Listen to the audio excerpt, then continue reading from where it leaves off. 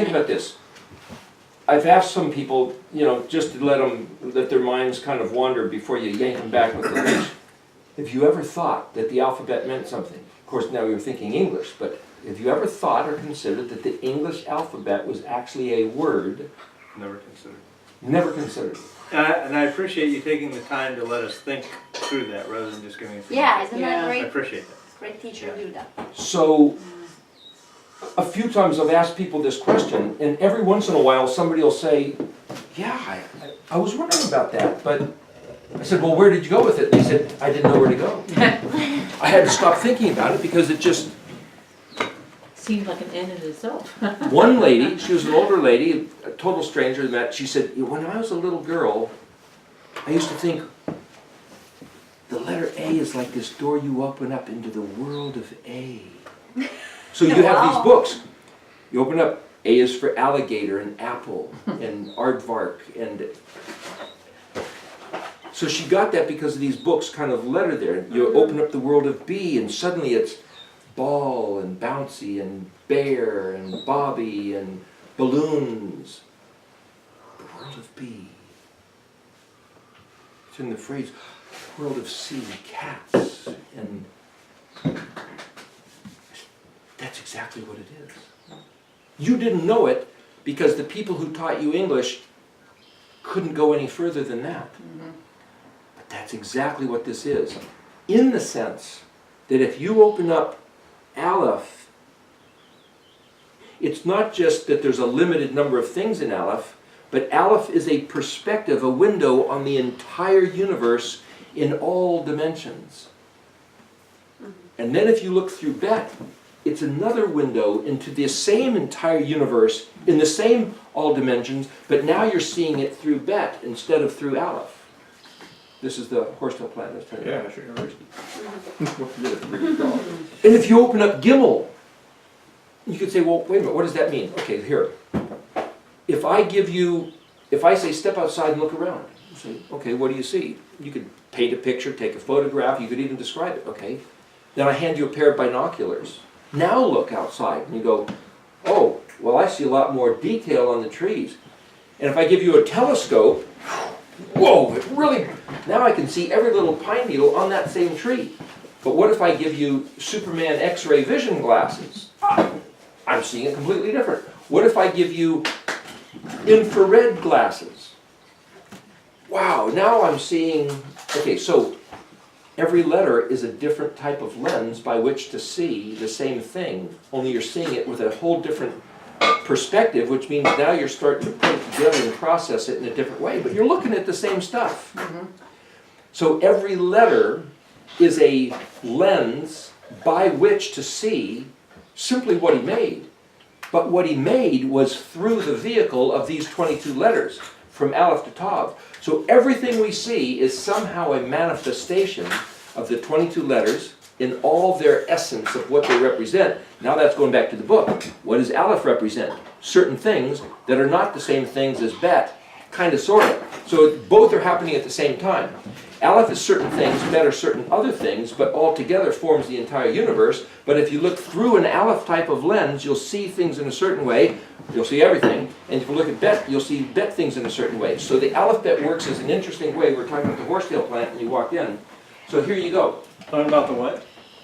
Equisetum is an actual plant called the horsetail plant. Equus, as in E-Q-Q-I-S, which is horse, right? So it grows in Oregon as a wild weed, and I think it has some additional value. But it starts growing up as a straight line, but it's in segments or sections. Oh, okay. And then they get smaller up to the top. Now, when it's full grown, if you count them, there's somewhere between, say, 19 and 25 on an average, which is, call it about 22 sections, interestingly enough. And they grow in a line from here to there, straight line. People say Greek thinking is linear, and that Hebraic thinking is circular. Interestingly enough, each one of these are easily snapped because these are junctures between the segments, and they're in a linear array. Chronological order. At each juncture, there's an array of pine needle-shaped leaves, which aren't really leaves, but like pine needles, and there's the same number, an average of about 22. Somewhere between, say, 17 and 25 or 20, but an average, and you count the plants and they're slightly different, but interestingly enough, this is the way the alphabet works. Not only is it from Aleph to Tav in a chronological linear sequence, but it's also an array going around, which is the Hebraic way of thinking, which is to say this is the Aleph perspective, this is the Bet perspective, the Gimel perspective, the Dalet perspective.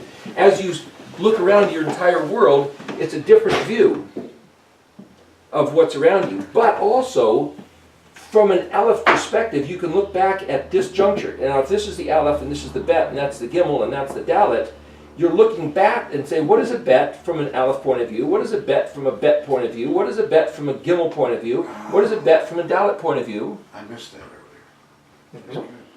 That's what this is. Yeah. What is each one of these letters from each one of these other letters' points of view?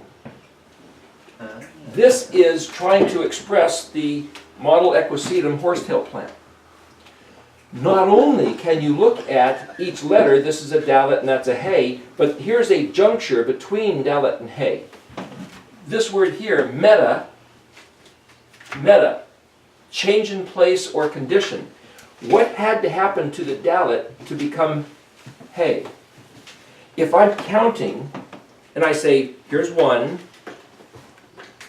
now here's another one, so now that's two. What happened to one to become two? And another one. Another one was added. If I have two and now I have three, what had to happen to two to now become three? Another one was added. But if I have 2.1, well, that's still in the two zone. How about 2.2, 2.3, 2.7, 2.9? It's still in the two zone. 2.10, oh, now it's three. What just happened? Two had to fill up until it tipped over into the next category. So every one of these things has a potential of starting here and getting bigger and bigger until, oh, it goes back to here. Now it's this other thing. It's a change in place or a state or condition. So the transition between each letter is a meta. Something meta happens between here and there. Now if I want to reduce it down and say 2.0 is not really 2.1, so that itself is a meta, but now I've taken macro and made it micro, and so to make it easy I'm saying, look, 1, 2, 3, those are whole numbers. But to make the point, I've reduced them down into decimal fractions to say, let's look a little closer.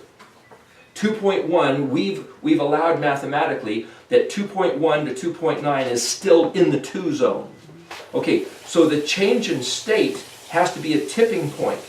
Okay, so what has to happen for this to become that? By saying that, what I'm saying is that what if this was an animated sequence? Now, when you do animation like a flip book, I can draw a picture on every page of a guy walking, right? Here's Aleph, here's Bet, here's Gimel, here's Dalet, here's Hey, here's Vav, here's Zayin, Ket, Tet, Yod. Now, if I draw those pictures and flip, what you see is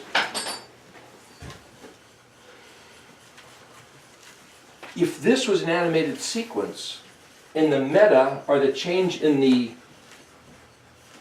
drawings, and you look at them real fast, what are you seeing as a film? Because the film is just how many frames per second, do them fast enough and it looks like motion. So if we could actually read this as motion, what are we seeing? If we think of it as letters and words in a line, that's one thing. If we think of it as an array of perspective, that's another. But now if I think of it as a fluid story, that's another. If I was going to tell a story, in the beginning, a little girl had a pet dog, and they went for a walk. I'm staging it. And if I tell you as a book with chapter headings, you can kind of get the flow, because those are big blocks. That's like, he started here, and he went to here, bad animation. The more you reduce it down, the better animation it looks, the more fluid. Okay, so I'm trying to show you that the way to think about the alphabet is multidimensional. There's other things going on. So if you say, what happened to Aleph to become Bet? What happened to Bet to become Gimel? That's this line, meta. So here I have meta element, meta mir. What the heck do those things mean? Well, this is down Hi, here. Corey, how you doing? Good morning, Corey. Oh, good morning. We got a good morning. The word meta element means literally variegated as a spectrum. Now, if Aleph is one, singular, what happened to Aleph? Excuse me. What had to happen to Aleph in order to become variegated as a spectrum? White light is singular, but as soon as it goes through a prism, it becomes variegated as a spectrum. It's still white light, but now you can see it differently. So somehow Yahweh being one invented this word to variegate his oneness into a spectrum so that we could see the elements that he decided to compose the full extent from Aleph to Tav of his being. Now, he being infinite could have had more than Aleph through Tav, but he chose a certain aspect to say, when you think of Elohim, this is what you'll regard to know me. Is it the infinite? It represents enough of the infinite that it doesn't deny, betray, or contradict him, but it is vast enough in its purity. This is such a word. It's enough to blow our minds. Yeah, Just the word concept is enough to blow our minds. yeah. But then we can say, but yet this word is contained. And yet he is uncontainable. But he invented this word to contain the uncontainable, not betray it, and yet be fully expressive in a container. So And it's then- creation. Sounds like creation. Yeah, all of creation. All of Yeah, that's creation. right. And he can be known through what can be seen. Exactly. That's what the word did. And then the word, Gives me goosebumps. then the word became part of the creation. Boom! That's even more astounding. And he clothed himself in the form of a man who would walk amongst his own creation. And that guy we call Yeshua. Now here's another interesting thing. As a concept of the word, I'm stepping outside to this ethereal notion of describing the word, how it functions. But then I look back at the word itself and realize that's the story the word tells me. Aleph, I will, Bet, make creation, because Bet is substance. Gimel, give myself a foot, or transport myself. Dalet, like through an hourglass from this realm into that realm, entering into the realm of earthiness. Hey, putting upon myself to look and appear as Vav, a man, who Zion, who would be distinguished as, hey, that guy, and also means to be put to the weapon. Het, then entombed. Tet, a round rock rolled in front of the tomb. Yod, sealed, by my own hand I will do this. But Bet Gimel Dalet is the word that literally, baged, means deceive, betray, or act treacherously, which is to say camouflaged. He will come in disguise in this spaceman earth suit to Gimel, walk. Dalet is for, the door. So coming to earth is like entering the door. So fourness speaks of earthiness in that the elements of this terrestrial ball, tetra speaks of four, but you have earth, air, fire, water, winter, spring, summer, fall, north, south, east, west, solid, liquid, gas, plasma. This fourness speaks of this terrarium. So he came to give him a foot clothed in earthness, earthmanness. That's his spacesuit. Baged means to deceive and betray, which means he didn't come saying, I'm God. He came in disguise as a man. Aleph, Bet, Gimel, Dalet. I came disguised looking like, hey, a man. My disguise is that of a man. And then Zion, the disguise will be ripped off and thrown into a tomb. Why? So that the kingdom of heaven, represented also by the Het, can be Dalet entered. So now we're reading both directions and saying, he came as a man who claimed to be the door, who would bring us back, Gimel, transport us, retrieve us back home to the Father's house. Abba's Father. And that's just That's word- a never-ending story. The word spelled, Beautiful story. It is. the word spelled het means sin. So yod is a suffix meaning my. So het yod reads as my sin. So why would he come down here and be put to the weapon and thrown into a tomb? Because of my sin. But it also means sin offering, to incur guilt, to find favor, and to cleanse. So that means I incurred guilt, so he came down as a sin offering to incur my guilt, to cleanse me, so that I could find favor and enter the kingdom of the Father, back to his house that I was alienated from. That's why he did it. And it's right there in the first 10 letters. And the number 10 is a minion, which is a legal minimum. A quorum has to be 10 people, like 10 people on a jury, or 10 people at a meeting in order to do some legal matters. So he says, Aleph, I will. Yod is the suffix of the 10, meaning I will myself. So he's saying, this is what I am going to do. And then the letter Kaf, the next letter, this is yours. This is your gift from me. Lamed is an authority, it means unto.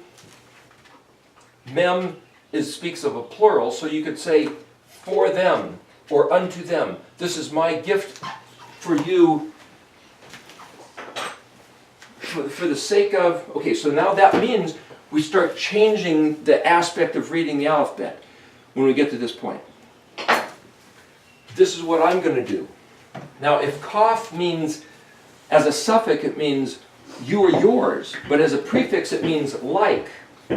So, like what? What I'm saying is there's a break. Suddenly we could read this alphabet in a couple different ways. Okay, let's go back onto the track of the first one. If this is Yeshua, he came as the Aleph embodied in cosmos, like that word made flesh that we were talking about, coming down here to the earth, and he would be then enthroned into a tomb. What happened? He was there for 3 days and 3 nights hidden. Okay. Kaf Lamed work as a unit of something. That's one. Memnun work as a unit of something. That's 2. And Samakai and Pei work as a unit of something. That's 3. He was embedded in the heart of the earth 3 days and 3 nights. So if we could look at as a model of this alphabet describing Yeshua, we could look at that as its own thing of 3. But then what happened? Well, he came back to life. So what happens after 1, 2, 3? Zadi. Zadi means to sprout, to come back to life.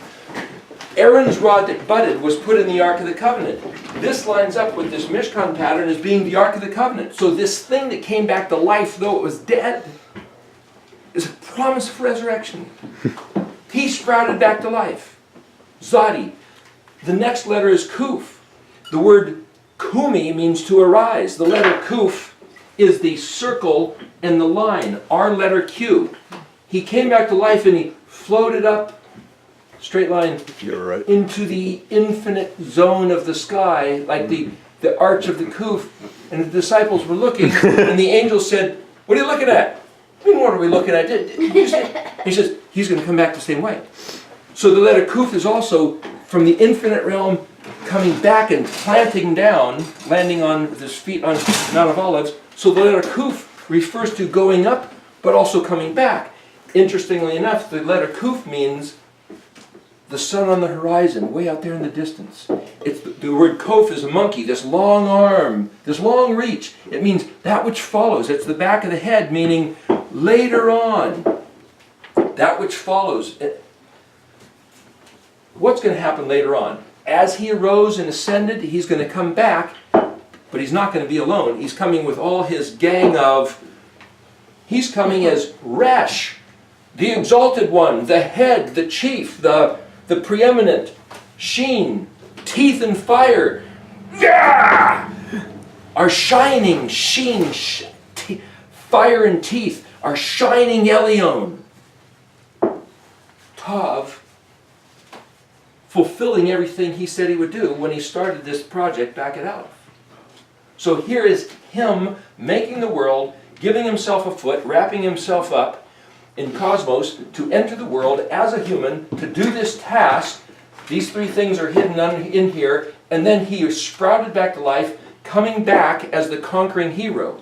So this is what we call as Messiah ben David, coming back full blazing glory, but this is what we would call Messiah ben Yosef, the one who was incognito, not recognized, in disguise. Who is this guy? So when the Jews say, we don't recognize him, duh, he's in disguise. So when he asked his disciples, who do people say I am? Maybe Elijah, maybe John the Baptist, maybe this. Who do you say I am? Or the prophet. Well, or the prophet. And who do you say I am? Oh, you're the son of the living Elohim. And he says, you didn't figure that out. That Holy Spirit, he's always busting my chops, man. He must have told you and ratted out my disguise, you know, or maybe I have a tag saying. He said, you couldn't figure it out because he came in disguise. Therefore, we can't blame the Jews for not recognizing him. He was in disguise. That's what this Campbell was says. in disguise. A redneck. But yeah, he's coming back in disguise too. in disguise. Okay. This guy's with diamonds. So now we can look back and say, yeah, but what's going on between here? This has something to do with us. Kaf Lamed, Mem Nun, Samakai, and Pei. Now, one way to look at this is that the words themselves spell something. Oh, let me throw one other thing. To prove one last point, when Pilate said, this guy, we're going to take him, and we're going to now make a spectacle of him. We're going to rip his flesh apart with Roman weapons. We're going to pound a crown on his head of thorns, and we're going to dress him in a royal robe and hand him a scepter and say, ha ha ha, look what we did to your king. Behold the man. In Latin, the words ecce homo. Ecce homo. This man. Look what we did to this man. Now, the letter Zion is to specify, like with a crown, or with a scepter, or with a weapon. It's to designate somebody special. The word Zayin means weapon. The word spelled Zion Hey means this. Zion Aleph Tav means this, like with an exclamation point. This is to specify. So Pilate said, this man. Letter Vav is the number 6. It's not necessarily man, but Vav is a connector, and man's job is to, you might say, connect heaven, the affairs of heaven and earth, and man. There's more thing about that, but there's one place that says the number 6 is the number of man. Okay, so if this Vav is the man that Pilate was referring to when he said, this man, when he said, behold, the letter Hey is an expression which means, it means the, Hine is behold, behold the man is Hine et Ishu, because Ish is man, and man he or man it. Look what we did to it, this man. Pilate would have said Hine et Ishu. May have said that if he was speaking Hebrew to these Hebrew people. Well, the word Isu, meaning man, he, man, it, if you add it, if you put it into the Greek form and add an S, it would be Isus. That, I think, is where Jesus or Isus comes from. That's my own thinking. But it means man, it. We took away his humanity and ripped him to shreds. Tore off his disguise. Adorned him with Roman weapons. So for Pilate to say, see what we did to this man, now we're going to throw him into a tomb and roll a rock in front of him, Pilate is declaring that this very Yeshua is the Hey-Vav Zion, who is the Hey-Vav Zion of the Aleph Bet. Pilate was validating it as the Roman governor and saying, this guy is that guy. And that's what he put above his head. That's what they put above his head, and when they crowned him with thorns, the letter Zion literally is to designate, when you see a halo, that's Zioning somebody in art. The crown on his head was to Zion him. It all fits the story perfectly. Okay, now, you go in here, and though they put him into the tomb, the word spelled Yod Kaf Lamed, Yikal, means to have power and capacity to prevail, to contain it all. Its ability. He contained it all. Okay. What? Contained what all? Well, Okay, just to cut to the chase for the sake of time, Kaf and Lamed represents the Torah. So he was put in there, though he contained all the Torah. But if you take away the Yod and look at Kaf Lamed Mem, it's where we get the word calamity or calm, and it means to be put to shame and humiliated. So I can now read this as saying, if we put our hand to do all the Torah, we can have the power and capacity to prevail and contain it all, just like he did. But if we don't put our hand to doing the Torah, we are brought to shame, humility, and calamity, and everything stops. Calm. It's one way to read it. If I look at Kaf Lamed, it's the word all. If I look at the word Lamed Mem, it means for them, or to them, or by them. So I can sit here and say, okay, this is saying his first advent, this is his return advent, but something in the middle has to do with us.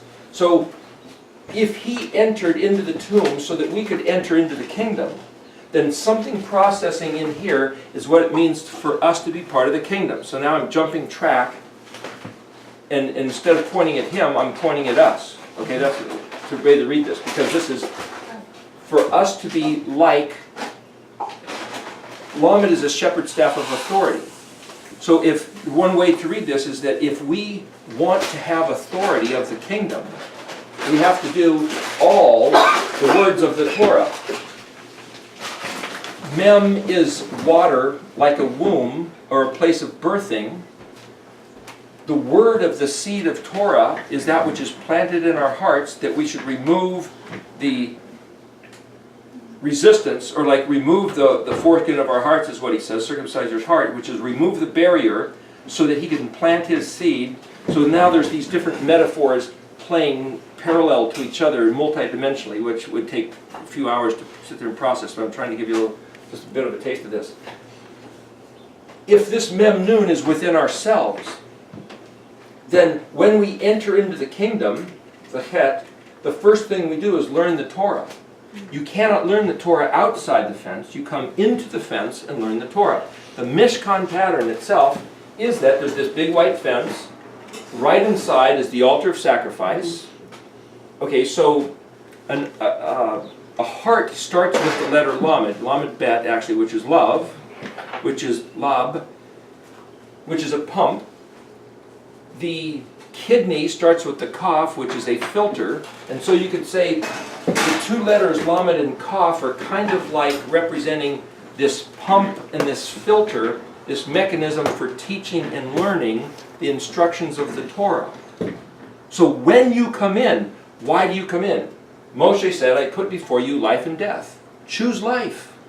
Okay, outside you can't learn. Better keep the Sabbath day to enter. No, it has nothing to do with that. It has nothing to do with you better anything other than you better choose life. That's all you can see from the outside. Yeah. Everything else is inside the fence. So from the outside you say, do you want life or death? I choose life. Okay, enter in. Now that you've chosen life, what's before you? Learn the instructions. The pump and the filter, the heart and the kidney. You could even look at it as a carrot and a stick, as being the incentive of blessing and curse is like the heart, and then the filter is to say, how do you do this?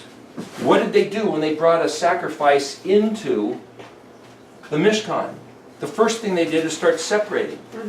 They cut its throat, separating its life from its body, its blood from the meat. And then they took off the skin, and then they took out the entrails and separated the parts of those and took off the fat and then started separating. It's all about separating. So when you enter the kingdom, you suddenly realize, oh, he has 7 festivals. Sorry, but Christmas, Easter, and Sunday are not part of them. They don't belong in here. They're from the outside, so we gotta cut them out. Filtering, processing, everything, all that he gave us. The letter Kaf is a gift of, it's an open hand. Letter Kaf is an open hand. It's also where we get the word Kippur, which is a covering, which is an atonement. like, which is why they wear a kippah, that concept there. Okay. So on the one hand, you say, okay, everything he gave us has to be taken as a voice of authority that we need to now start filtering ourselves. Mem nun, mem is like this womb where the seed is planted. What's the seed? The word. What word? The word of Torah. The word of Torah is the word of instruction. So once we enter the kingdom, he gives us his word, plants it within us, into our mem, and now as a pregnant woman, we have to foster and develop and nurture the growth of this thing, which will then be birthed out of us. But the interesting thing, nun means to be birthed and jump out of mem. But so a woman in this world is pregnant and another being jumps out, another person. But the way this whole thing works, excuse me, A new creation. a new creation. But the way I see this working is that what jumps out is ourselves unto eternity as a renewed being.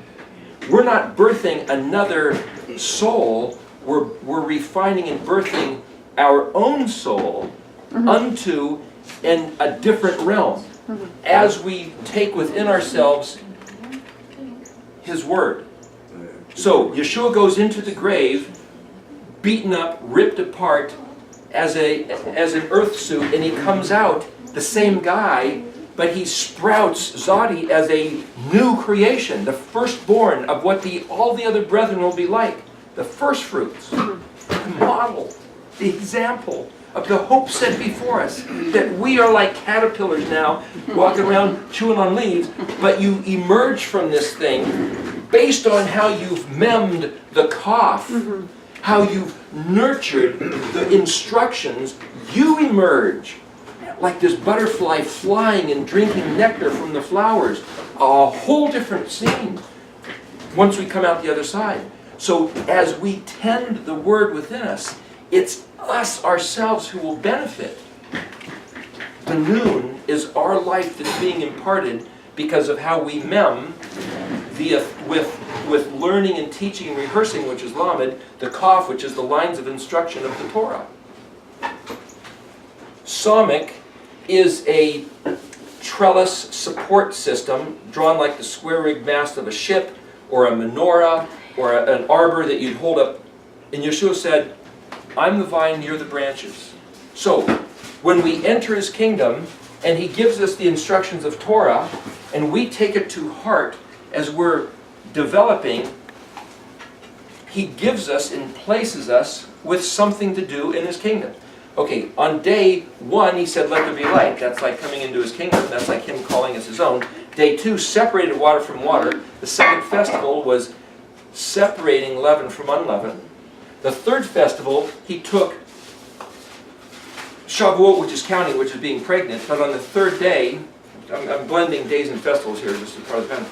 On the third day, he took the waters below, and he separated out the earth, and then he speaks life, planting seeds into the soil, which would later sprout. So the potential of life, the DNA, the structure of everything that is that which propagates